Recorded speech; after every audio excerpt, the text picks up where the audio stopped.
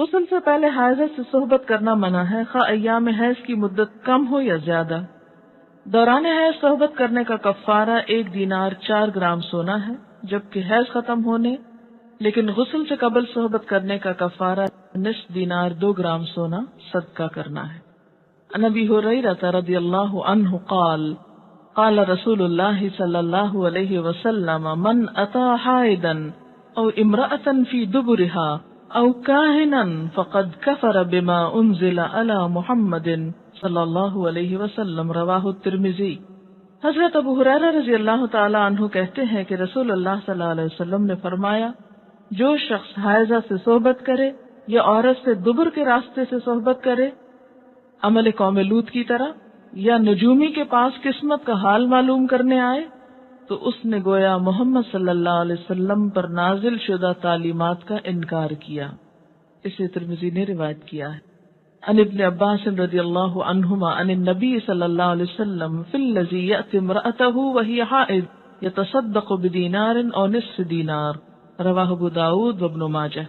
حضرت عبداللہ بن عباس رضی اللہ تعالی عنہ سے روایت ہے کہ رسول اللہ صلی اللہ علیہ وسلم نے غسل حیض سے قبل اپنی بیوی سے صحبت کرنے والے آدمی کے بارے میں فرمایا کہ وہ 1 دینار 4 گرام سونا یا نصف دینار 2 گرام صدقہ کرے۔ اسے ابو داؤد نے روایت کیا ہے۔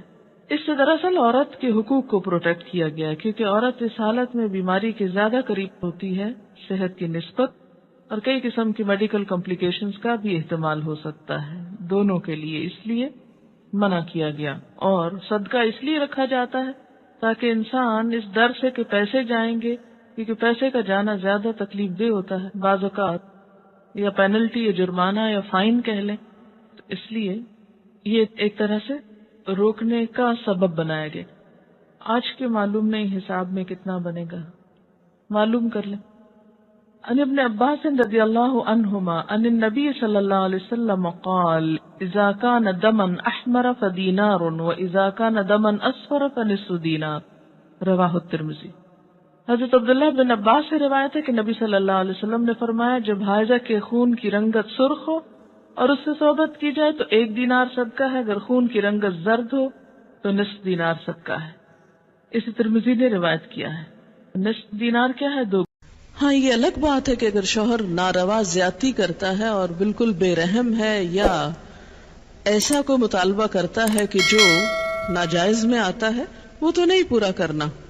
جیسے آپ کو بتایا گیا کہ فطری طریقے کے علاوہ کوئی بھی ایسا طریقہ، خواہ وہ شوہر اور بیوی کے درمیانی کیوں نہ ہو، اسے حرام قرار دیا گیا، چاہے وہ عمل قوم لوط سے ملتا ہو یا اورل سیکس ہو، یہ تو ناجائز ہے ہی، لیکن فطرت کے دائرے میں۔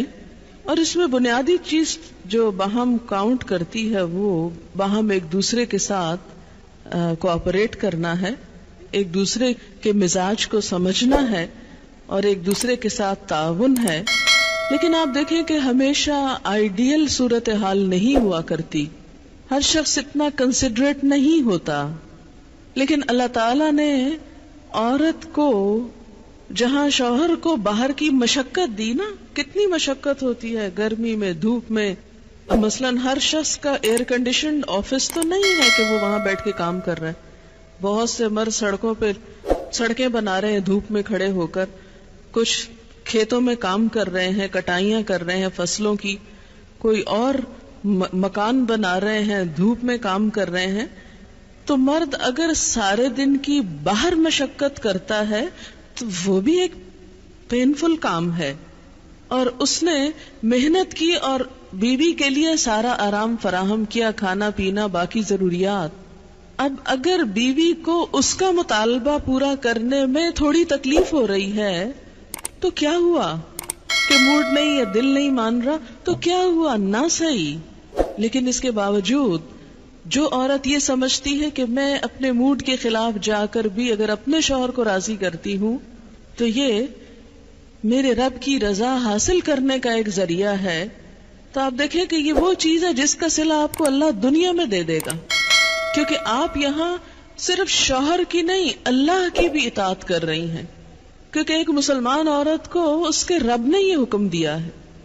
اور اس میں وہ حدیث آپ نے سن رکھی ہوگی، اور عورتوں کو سنانے میں بڑی مشکل پیش آتی ہے مجھے ہمیشہ، اور عورتیں ایک دم اوفینڈ ہونے لگتی ہیں.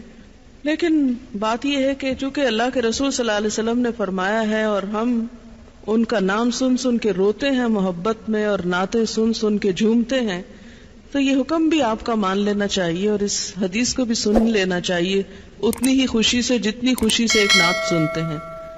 نبی صلی اللہ علیہ وسلم نے فرمایا جب مرد اپنی بیوی کو اپنے بستر پر بلائے اور وہ نہ آئے تو صبح تک فرشتے اس پر لعنت کرتے ہیں. بخاری کی روایت ہے کتاب النکاح.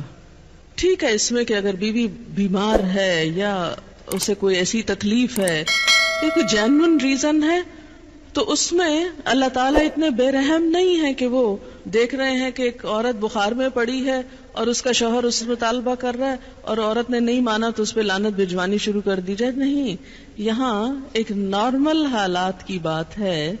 ایک عام حالات میں ایک عورت اگر اطاعت نہیں کرتی یا بات نہیں مانتی، اور اسی لیے ایک اور حدیث ہے حضرت ابو ہریرہ کہتے ہیں کہ آپ صلی اللہ علیہ وسلم نے فرمایا اگر عورت کا خاوند اس کے پاس موجود ہو تو وہ اس کی اجازت کے بغیر نفلی روزہ نہ رکھے. تو گویا شوہر کی اطاعت نمبر 1 عام روزمرہ زندگی کے کاموں میں کوآپریشن. اطاعت بمعنی کوآپریشن ہے. طوعاً کا مطلب ہوتا ہے خوشی سے کام کرنا. نمبر 2 اس کی خاص ضرورت یا تقاضے کو پورا کرنے میں اطاعت. ہاں کہاں اطاعت نہیں؟ جب وہ کوئی حرام کام کرنے کو کہے، جب وہ کوئی ناجائز کام کرنے کو کہے، جب وہ اللہ اور اس کے رسول صلی اللہ علیہ وسلم کی مرضی کے خلاف کام کرنے کو کہے. لا طاعت لمخلوق فی معصیت الخالق. مخلوق کی اطاعت جائز نہیں خالق کی نافرمانی میں. اگر اللہ تعالیٰ کسی کام پہ ناراض ہے وہ اطاعت جائز ہے. بہت سی خواتین کو دیکھا ہے جہاں اللہ کی نافرمانی ہو رہی ہے وہاں تو شوہر کی بات بھاگ بھاگ کے مانی جا رہی ہے، اس لیے کہ وہ اپنے نفس کے مطابق ہے نا. آپ سب جانتے ہیں کہاں کہاں. لیکن جہاں شوہر کی اطاعت اللہ کی رضا کے مطابق ہے لیکن ہماری رضا کے خلاف ہے تو پھر ہم وہاں نہیں بات مانتے. تو بسا اوقات ہم بظاہر اللہ کی رضا کا لیبل تو لگاتے ہیں، ہوتی اندر سے اپنے نفس کی اطاعت ہے. اور بعض اوقات شوہر کی اطاعت کا لیبل لگاتے ہیں لیکن وہاں بھی اصل میں نفس کی اطاعت ہوتی ہے کہ ہمارا اپنا دل وہی چاہ رہا ہوتا ہے جو شوہر چاہتا ہے اس وقت. بعض اوقات کئی غلط کام شوہر چاہتے ہیں نا کہ بیوی کرے، ہم خود بھی وہ چاہ رہے ہوتے ہیں، ساتھ اس لیے آڑ لے لیتے ہیں جی شوہر نہیں مانتے. مثلا سر ڈھکنا شوہر کو پسند نہیں، کیا کریں اب شوہر کی اطاعت بھی تو اللہ ہی نے کہا. یہاں شوہر کی ہم 100% اطاعت کو تیار ہو جاتے ہیں کیونکہ اندر سے اپنا دل جو ساتھ ہے.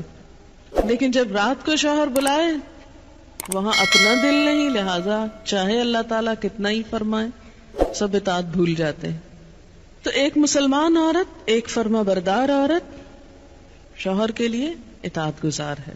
میں کہتی ہوں کہ اگر عورتیں صرف اس آیت کے چھوٹے سے حصے جو 2 لفظ پر مبنی ہے فالصالحات کان اطاعت پر عمل کریں، ان کے گھریلو زندگی کے 50% مسائل خود حل ہو جائیں گے. آدھے مسئلے یہیں سے حل ہو جائیں گے کیونکہ مرد سیٹسفائیڈ ہوگا، اس کی نگاہیں اور عزت محفوظ ہوگی تو وہ اپنا کوئی بھی کام دل جمی سے کر سکے گا. اگر وہ مطمئن نہیں گھر کی طرف سے تو گھر تو کیا باہر بھی وہ کام درست طور پر نہیں کر سکے گا.